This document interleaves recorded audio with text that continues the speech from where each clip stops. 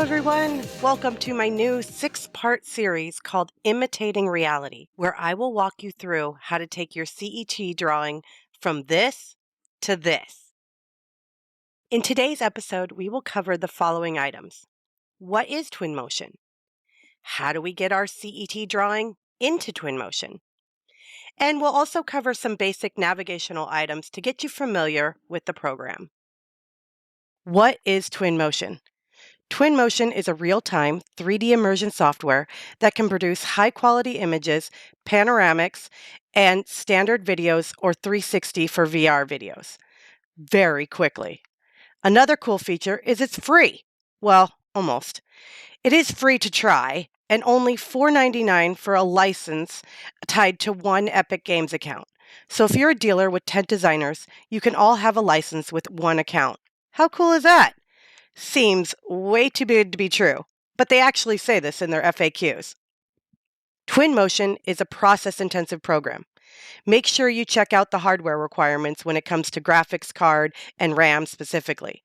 If you are looking to render large spaces or create photorealistic renderings, the high-end requirements will be what you're trying to achieve. Starting in CET, I have drawn the room we're trying to render. Before we export it, there's a couple things to note. First, I suggest turning off your default floor and placing a floor covering from the Architectural tab that fits into your room. Next item is lighting. TwinMotion does not recognize CET lighting, so you can delete items like area light and window light. Pre-lit ceilings and light fixtures can stay, as we will apply TwinMotion lighting later. You can choose to make a space fully enclosed or open, as these are adjustments you can control in TwinMotion too. I suggest applying materials to everything while you're in CET. We are going to replace most of them, but having them applied already will save you some steps later. Last step in CET is to export your drawing. Go to the File menu, then the Import/Export, select Export Drawing. Find the location you want to save it and make sure your export type is FBX. In the next dialog box, I make sure to select the newest version of FBX. The level of detail is super, and all the other checkboxes are checked. If you wanted to filter out certain items from your export, like a CAD drawing, you could do that here as well. When you're all done, click Export. Now we can go open TwinMotion. Starting a new project will give you a generic city background and a brick floor or ground to place your scene. At the top of your screen, you'll see a navigation guide. When you're first getting used to the program, it is helpful to have, but you are able to hide it if you'd like. You can also change the navigation buttons to something you might be more familiar with. On the left-hand side is your library. Here you can access materials, objects, backgrounds, and lighting. Pretty much anything that you would put into your drawing. On the right-hand side is your scene graph.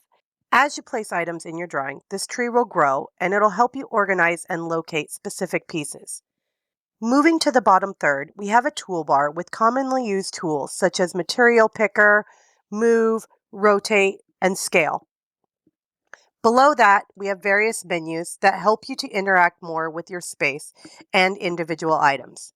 These menus include Import, Context, Settings, Media, and Export. Throughout this series, we will dive deeper into these menus' functionality. For today, let's focus on Import. To import your FBX file, you can do this in two places. Here in the bottom, or from your File menu above. Click on either, then find your drawing and click Import. Make sure to select Keep Hierarchy to maintain your CET symbols as individual parts. And check the box for UV precision. I have found that if I have JPEGs in my CET drawing, this will help to keep them as they were intended. TwinMotion has trouble recognizing some of the CET materials. I found if you check Keep Both, it's easier to manipulate all of the materials later. Next, open your scene graph on the right.